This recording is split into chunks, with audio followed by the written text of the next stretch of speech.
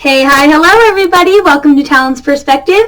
Today is National ITP Day. I figured that meant it's the perfect day to do a video for you all on ITP because it is very important to my life. It was the first condition I was ever diagnosed with, so I wanted to do a background into what my life has looked like with ITP, what it looks like to others, and scientifically kind of what it does to your body because not every person is the same. So I kind of wanted to jump in and let you guys kind of know what the world is about ITP.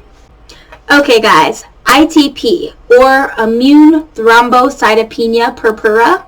Some people call it immune thrombocytopenia and they take out the purpura because that word purpura pretty much just means lots of bruising. So every single person's different, but the purpura part is the bruising and the immune thrombocytopenia is more bleeding. So you have no platelets. That is basically the gist of ITP. It means that your body does not make enough platelets. A normal body makes between 150 and 500,000 platelets. Some people have low platelets and they never bruise at all. It's super weird because no body is the same.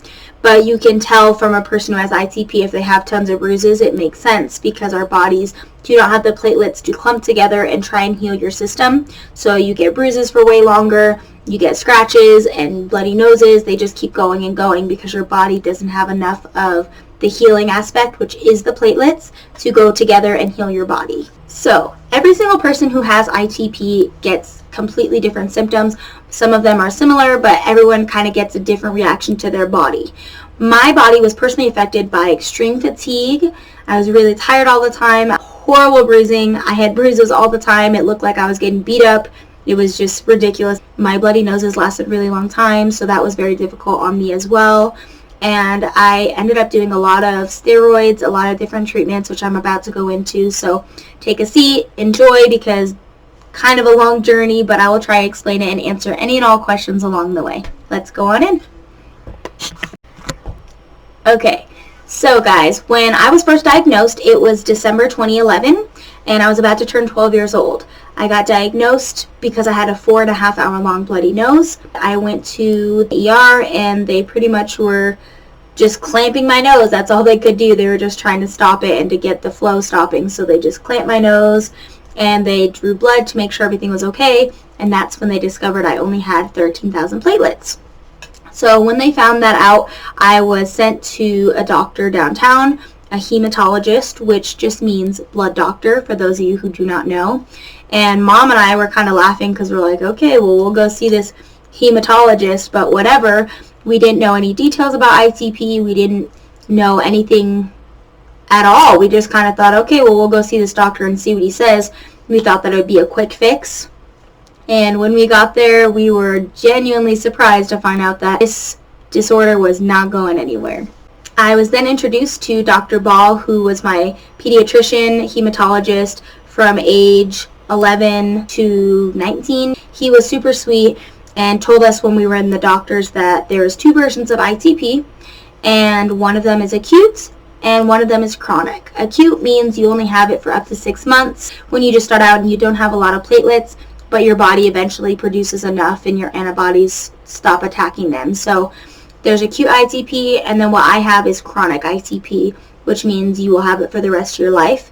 There's no cure to ITP, and the only cure is remission, which you hear that term a lot with cancer patients. It pretty much just means that it is under control and everything is fine right now. Any kind of trauma that your body goes through, any kind of sickness, it is possible at any time that your body will get shocked back into the condition. So while I was doing a lot of treatments for my ITP and it was helping for a short while, I would wake up one day and then it would go back to low level platelets again, just because there's no specific route to take. Everybody reacts differently to the amount of drugs and the treatments that you do. Nobody is the same, and your body ends up having a hard time trying to adjust to all these new medications on your body. To first help my ITP, I was put on a high dose of steroids, and let me tell you right now, guys, steroids are the worst.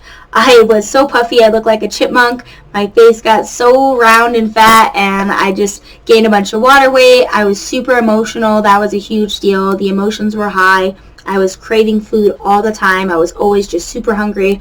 I wanted cookies, hot Cheetos, popcorn, just like every unhealthy food, and I shouldn't have been eating it because your girl was gaining way too much weight. But that was a huge part of my ITP, that even now, if my platelets go down or any kind of other disorder that I have, I really try to avoid steroids because I do not like the way that it makes my body feel. I feel very sick and nauseous a lot, which is really rough too. So on top of all the physical aspects and the munchies and stuff like that, I just felt really crappy. I was super fatigued and tired, and I just felt like I was never rested, and my body was always aching and hurting.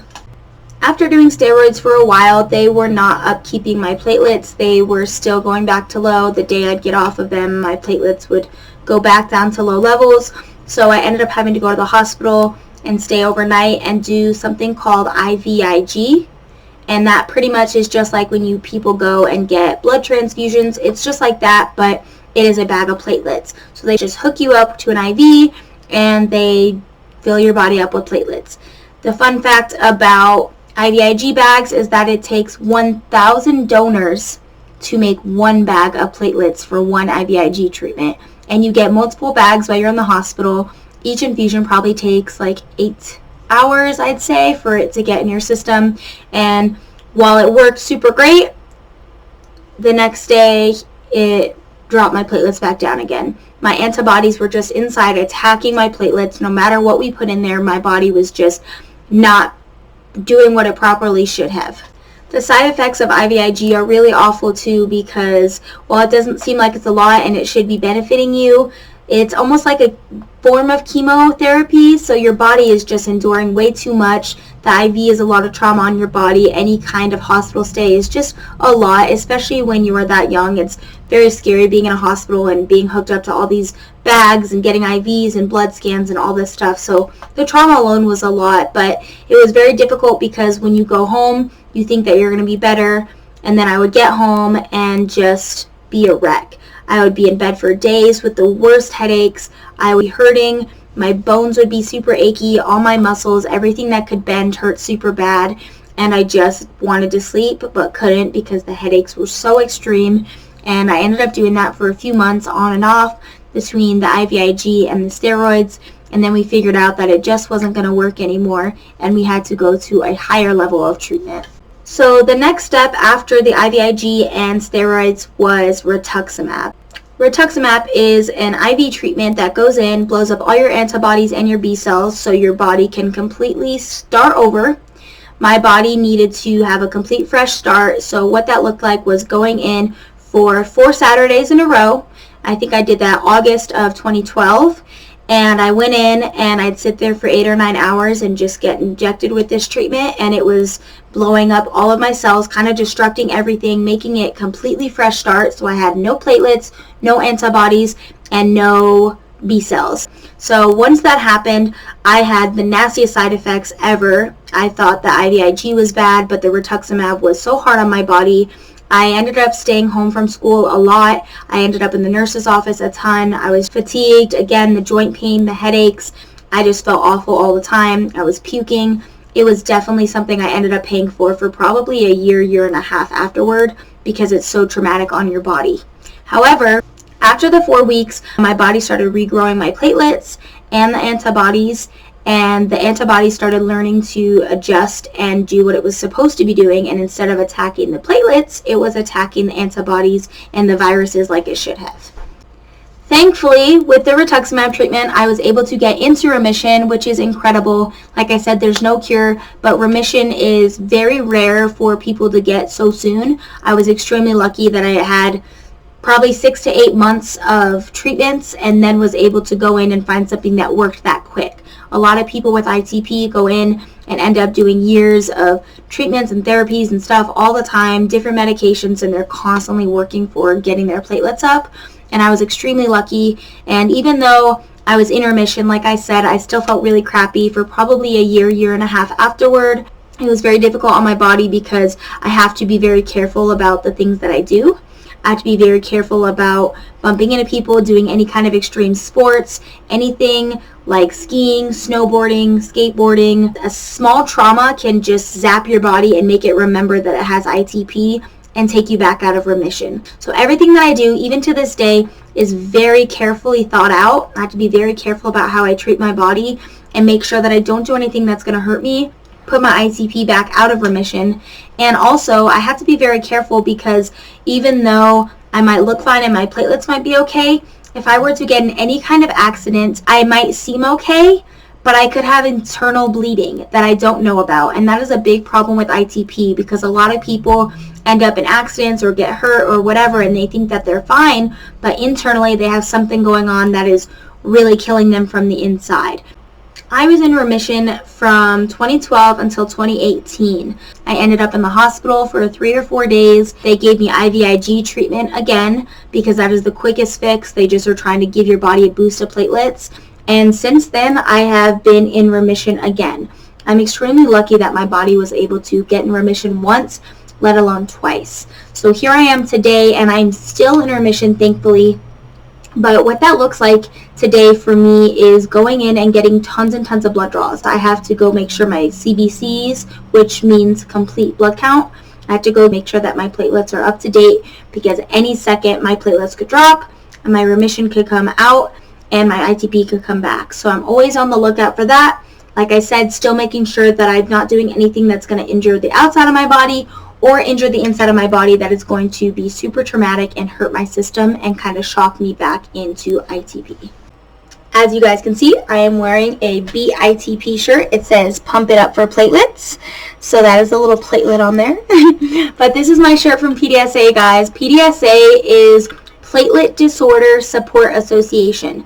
And it is a nonprofit organization that is run by the most amazing people ever. They are constantly raising money to find out more research about ITP, helping those with ITP, and every year they do a conference. I was 12 when I went to my first one, and it just so happened to be here in Colorado, right down the street. So I got to go, and people from all over the world come. You kind of get together and talk about what ITP is, ways to help it, different diets, things that you don't even think you need to focus on yet, but you need to think about long term.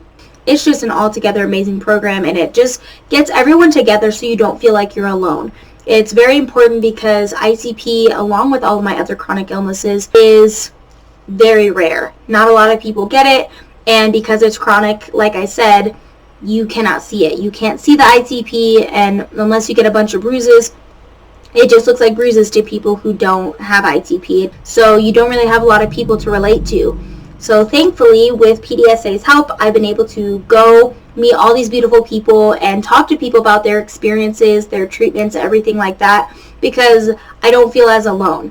It's nice to feel like you have someone who understands. Even though friends and family are an amazing support system, no one really understands what it is that you're going through, the way that the treatments make you feel, the way that your body hurts, and the fatigue that goes with ITP. So that alone is just incredible. And I've met people 10, 12 years ago that I still talk to this day, and I connect with, and I've reached out to their families, and we're all super close. So for that alone, I'm super grateful. But I just want to let you guys know what PDSA was, because without PDSA, I would not be in such a positive part of my life with the ITP, because I had people to look up to. I had people who I could talk to and reach out to and ask questions about. So having a role of comfort and an organization that I know is constantly raising money and doing what they can to help me as a person and help me emotionally was a huge, huge deal. So I've made it a tradition to go with my family. We see so many amazing people that we get to see every year, and we look forward to it. So it's super exciting. But I just wanted to do a little shout out to PDSA. When I got diagnosed, I was so scared and didn't know what to do. I was extremely lucky, and for that, I am just beyond grateful. But guys, I think I've covered just about everything when it comes to ITP. Wear purple today, purple for platelets. That is always what we say, is purple for platelets, because I'm not sure if the exact platelet itself is purple, but the color of ITP month is purple. That is why I'm wearing the purple shirt. I'm wearing my little platelet guy, and I am constantly trying to get out the word that ITP is here, it exists, and even though you can't see it and it might not be common, it is a huge deal and affects so many lives around the world. So just help me get the word out, spread the word, and just letting you guys know that I love you so, so, so much. Thank you so much for stopping by for another video. Thank you for celebrating National ITP Day with me. Please wear purple for platelets, spread the news, share this video, like, comment, subscribe, whatever you can to support and the awareness that I'm trying to bring to this condition. I love you. Thank you for taking the time to stop by. I hope you have an amazing day. I will check back in with you so soon, but I love you lots. Have the most amazing National ITP Day, guys.